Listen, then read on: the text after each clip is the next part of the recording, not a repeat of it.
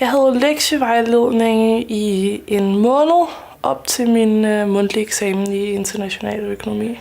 Det var rigtig fedt, synes jeg. Jeg havde en rigtig dygtig lærer, og jeg havde det bare intensivt op til min eksamen. Så jeg havde nogenlunde hver 5. dag havde jeg et modul, eller sådan en time, eller halvanden time var det så med hende. Min lærer, hun har hjulpet mig med at kunne forstå tingene i international økonomi bedre, end jeg har kunnet i løbet af skoleåret, fordi det er ikke altid, at man lige forstår det, der står i bogen, medmindre man får det decideret forklaret, og så er det nemmere at få det forklaret, når man sidder med én lærer, frem for at man er en blandt 30 elever. Altså, lektiehjælpen har betydet rigtig meget for mig i forhold til min eksamen.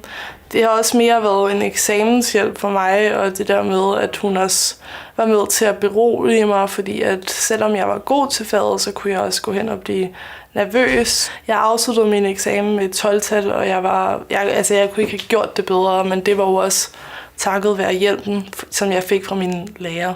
Jeg kunne sagtens forestille mig at bruge My Academy igen i fremtiden, ja, fordi at det som sagt har hjulpet mig rigtig meget op til eksamen. My Academy, vi er Skandinaviens største udbyder af lektiehjælp.